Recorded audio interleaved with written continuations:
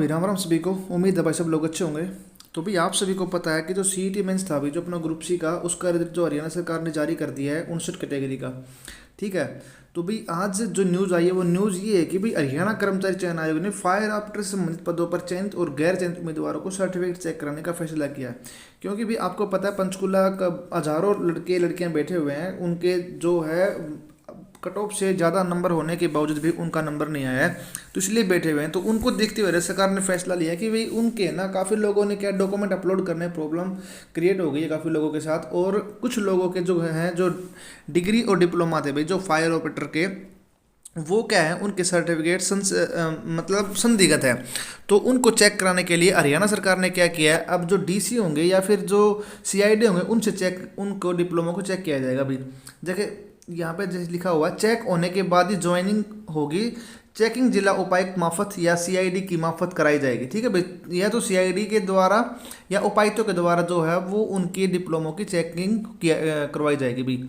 आयोग ने social media पर वायरल हो रही गलत जानकारी के बारे में वास्तविकता से ये स्थिति बताई है भाई। ठीक है। उसके साथ ये कह रहे हैं कि हरियाणा कर्मचारी चयन आयोग ने 20 ग्रुपों के 59 के लिए रिजल्ट जारी किया था।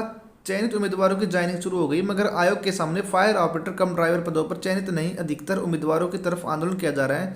सोशल मीडिया पर वायरल हो रही गलत जानकारी के बारे में भी आयोग ने वास्तविक स्थिति के बारे में बताया है।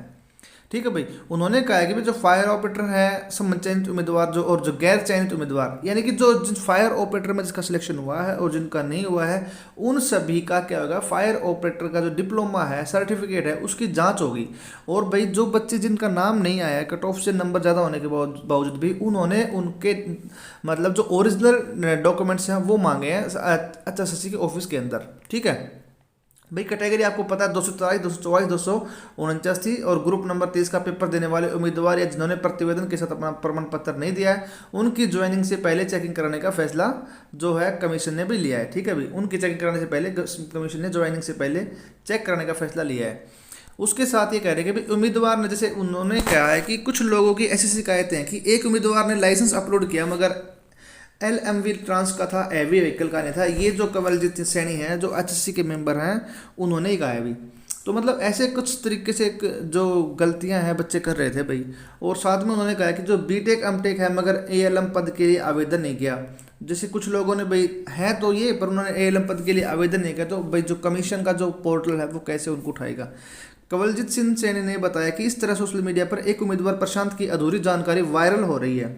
ठीक है भाई, सोशल मीडिया पर कहा जा रहा है कि प्रशांत बीटेक एमटेक है मगर ALM पद के लिए चयन नहीं हुआ। सैनी ने बताया कि वास्तविक यह है कि प्रशांत ने बीटेक इलेक्ट्रॉनिक एंड इलेक्ट्रिकल और एमटेक पावर सिस्टम में योग्यता प्राप्त की हुई है, मगर प्रशांत ने ALM पद के लिए आवेदन नहीं किया हुआ है। सोशल मीडिया पर कहा जा रहा है कि ALM पद पर तकनीकी गड़बड़ी के कारण सेलेक्ट नहीं हुई, मगर वास्तविकता यह है कि एडिशनल में प्रशांत ने 64 पद भरे हुए हैं और उनमें से 45 तो ऐसे पद हैं जिनके लिए योग्यता BCom या एमकॉम और अनुभव के साथ है, जबकि बीटेक और एमटेक पास उम्मीदवार इन 45 पदों के लिए योग्य ही नहीं था। ALM के लिए अनुभव भी जरूरी है मगर प्रशांत के पास अनुभव भी नहीं था, इसलिए यह ALM के लिए योग्य भी नहीं है। देखो भाई ये है ना, काफ़ी सारे बच्चों के साथ भी दिक्कत हुई है, बच्चों ने भी गलतियाँ की। जो पोर्टल के अंदर जो अप्लाई करते टाइम भाई जो क्या हमने बहुत सी पोस्ट भरती जिसके लिए हम एलिजिबल नहीं है, और गलती से ऐसी पोस्ट रहेगी जिसके लिए हम एलिजिबल हैं, तो ऐसी गलतियाँ हुई हैं बच्चों से भी, ऐसे बच्चे भी हैं।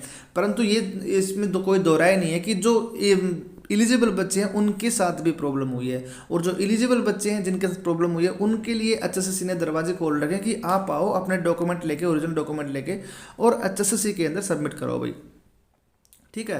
एक चीज़ और भाई, जो फाइनल रिजल्ट है आपका वो सभी 63 ग्रुप का जारी होगा भाई, इकट्ठा होगा। जब सभी 63 ग्रुपों का रिजल्ट घोषित होगा उस समय चयन फाइनल माना जाएगा भाई। अभी जो आपका जो है ना, जैसे VLD है, ALM है और जो स्टाफ नर्स है, इनको ज्वाइनिंग तो दे रही है, मगर जो इनकी ज्वाइनिंग है वो कंडीशनल है, क्योंकि जो 63 ग्रुप का इकट्ठा रिजल्ट आएगा ना, तब इस रिजल्ट के अंदर फेरबदल होएगा। ठीक है, यानी कि अगर कोई अपनी पोस्ट किसी और पोस्ट पर जाना चाहे तो वो जा सकता है। ठीक है भाई, उसके साथ एक और न्यूज़ आई है भाई अपने पास, वो ये है कि भाई हरियाणा पुलिस ने 872 पुरुष और 327 महिला सिपाही पद के उम्मीदवारों को मिलेगी नौकरी। यानी कि जो 2020 में जो भर्ती हुई थी हरियाणा पुलिस के अंदर, तो भाई उसमें कुछ लोगों ने कुछ तो बायोमेट्रिक्स के अंदर नहीं गए और कुछ अपने डॉक्यूमेंट्स के अंदर फेल हो गए थे, या कुछ लोग ज्वाइन ही करने नहीं गए। तो उनको देखते हुए हरियाणा सरकार ने क्या निर्णय लिया है कि भाई वो 872 पुरुष और 327 महिलाओं को और उसमें चयन करेंगे, और जो चयन सूची होगी भाई, जो आपकी जो लिस्ट लगेगी मेरिट सूची, वो है ना थोड़ी डाउन आएगी भाई। ठीक है, तो ये इसके लिए इनको जो वेटिंग लगाने के लिए इनको क्या है, परमिशन मिल गई है। तो इसमें भी गुड न्यूज़ है, जो कुछ बच्चों ने पेपर दिया था, जो बच्चों ने पेपर दिया था उनमें 872 पुरुष और 327 महिलाएं सिपाही हैं, वो और सिलेक्ट होंगे भी। ठीक है, क्योंकि जो लास्ट टाइम भर्ती हुई थी भाई, उसके अंदर क्या था कि 1100 तो पद जो थे महिलाओं के लिए थे और 5500 पद जो थे पुरुषों के लिए थे भाई।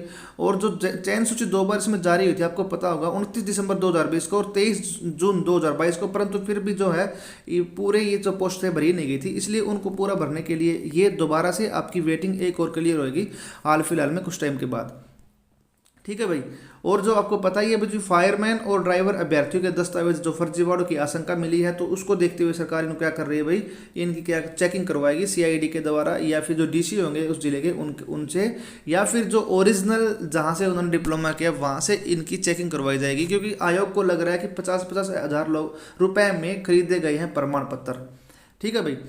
तो भाई जिनको ओरिजिनल बच्चे हैं, जेन्युइन बच्चे हैं, उनको डरने की जरूरत नहीं है। आपकी थोड़ी सी जो है फायरमैन और ड्राइवर की जो इनकी जो ज्वाइनिंग है वो लेट होएगी, परंतु आप अगर जेन्युइन हो तो आपको डरने की कोई आवश्यकता नहीं है। आपका जो सिलेक्शन है वो 100% श्योर है, ज्वाइनिंग है वो आपकी 100% श्योर है। ठीक है भाई। तो राम राम सभी को, धन्यवाद।